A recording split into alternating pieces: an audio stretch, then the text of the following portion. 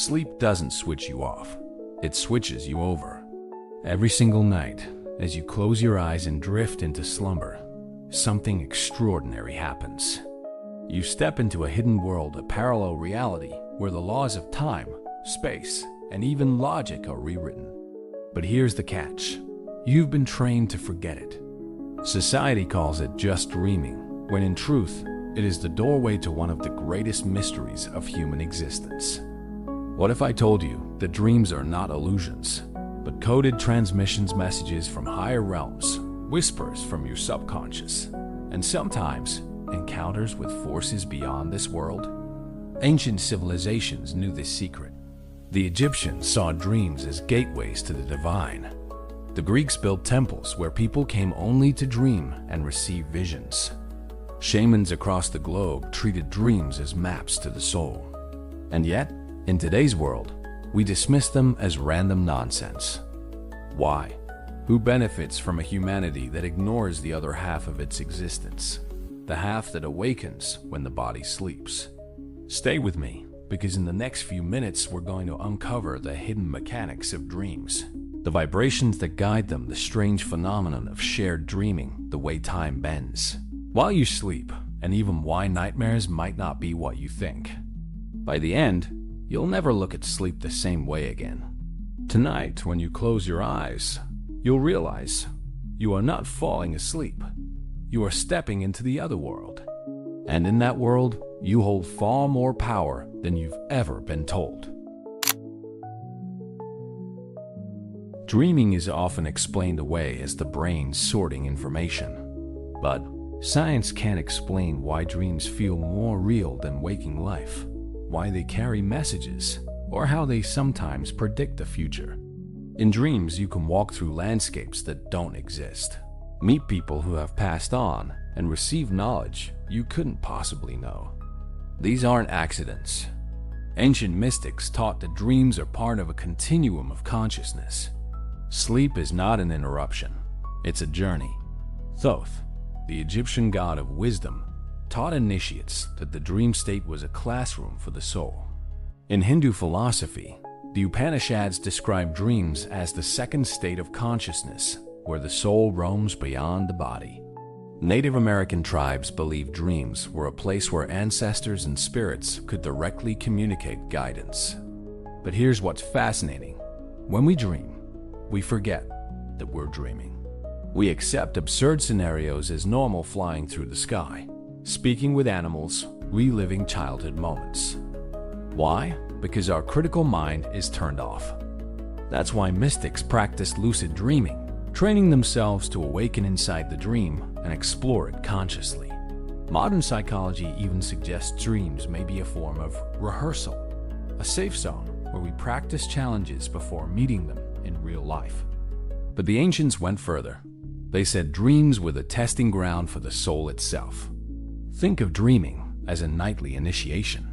You may not remember all of it, but every time you dream, your soul is practicing navigation in realms you can't yet perceive while awake. So the question becomes, if your dreams are lessons, what happens when you start paying attention? To understand dreams, you must understand vibration. Everything in existence vibrates: your body, your thoughts, even the spaces between atoms. Dreams unfold in subtler layers of vibration, like stepping from one radio station to another. When you sleep, your consciousness tunes itself to these hidden frequencies. Ancient texts describe the astral plane as a world of vibration denser than pure spirit, yet finer than physical matter. Here, thought creates form instantly. Imagine thinking of a doorway, and it appears. Imagine feeling fear, and suddenly monsters surround you. This is why vibration matters. Your emotional frequency literally shapes your dream reality. Modern science hints at this too. Brainwave research shows that during sleep, you cycle through alpha, theta, and delta states, each one a different vibrational pattern of consciousness. Theta, for instance, is the realm of deep dreams and mystical visions.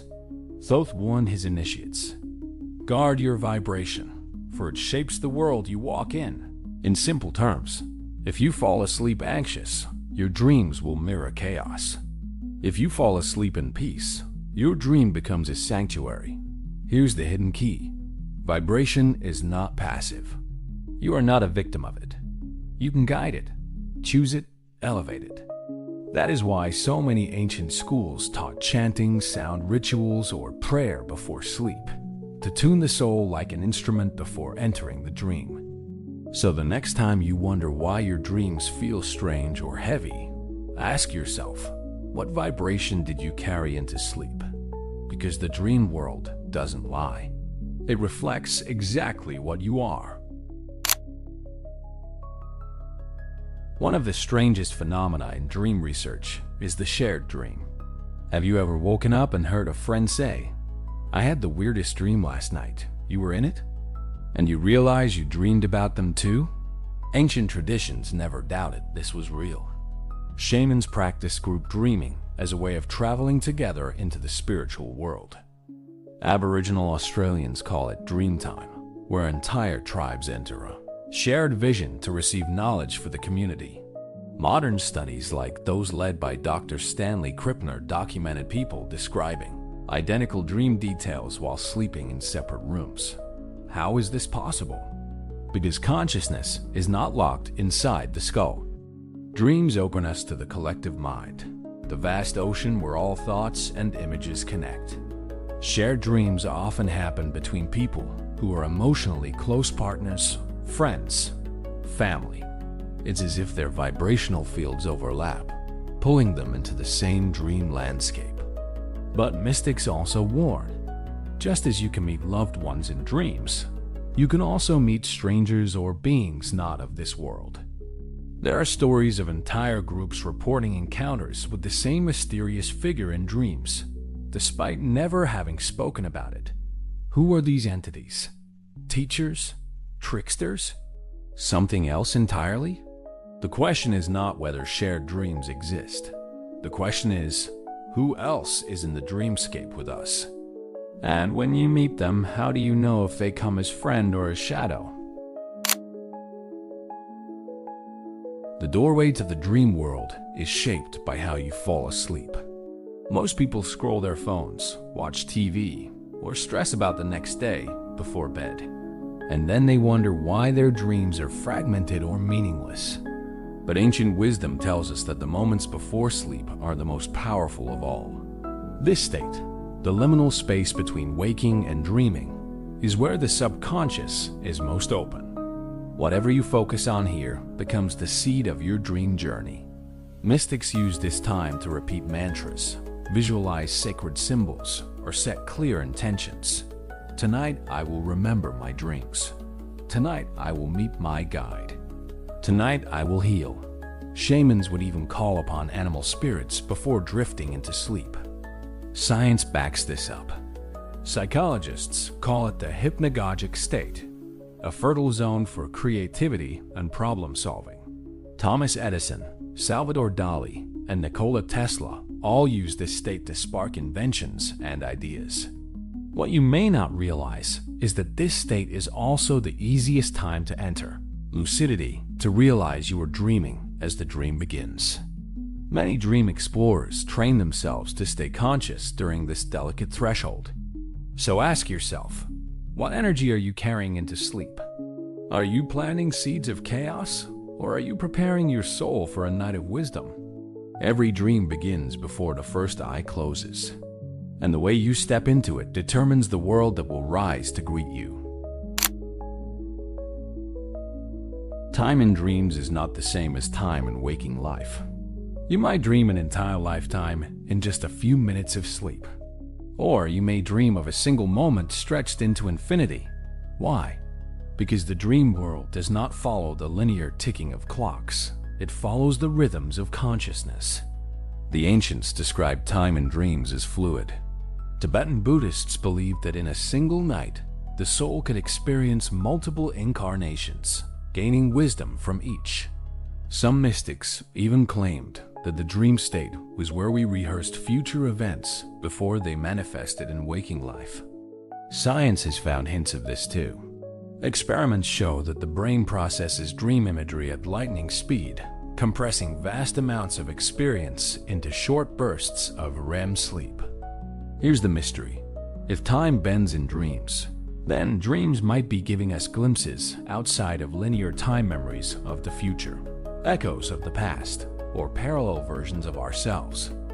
How many times have you woken up and thought, "This already happened," only to realize days later you were living the dream you once had? Were those coincidences or previews? So the next time you wake up and think, "That dream felt so long," remember, in the dream world, you are stepping outside the prison of the clock. And what you bring back from there might be more than a memory. It might be a prophecy. Dreams are not random images. They are frequencies translated into symbols. Every thought, every sound, every emotion carries a frequency. When you dream, your mind translates these invisible vibrations into imagery. That's why you dream of flying when you feel free, or of falling when you feel out of control. The Hermetic teachings of Thoth describe the universe as a spectrum of vibration and frequency. He taught that if you could master your frequency, you could master your reality.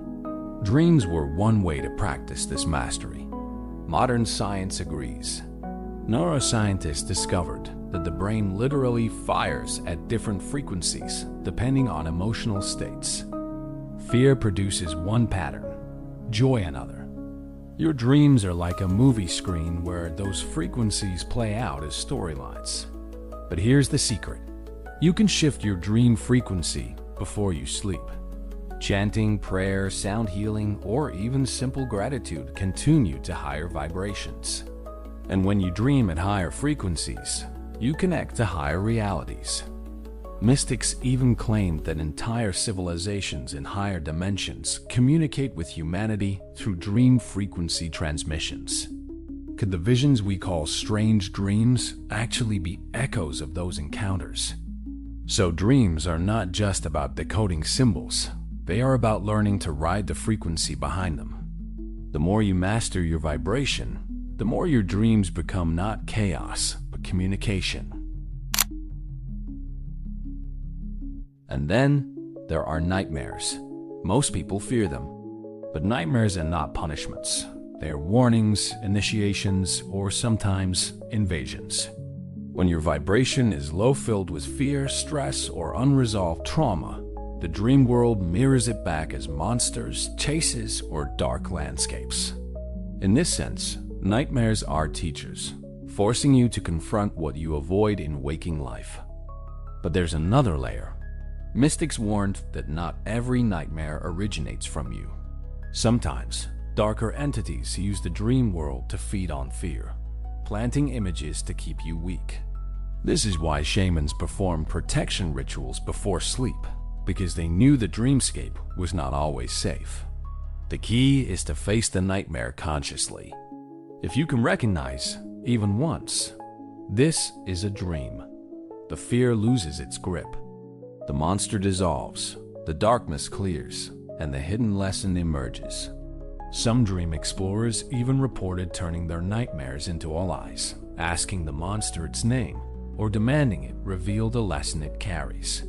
Often, the darkest dreams conceal the brightest wisdom.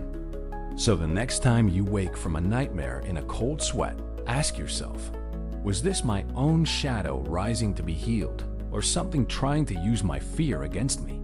Either way, nightmares are invitations, and those brave enough to walk through them awaken with power.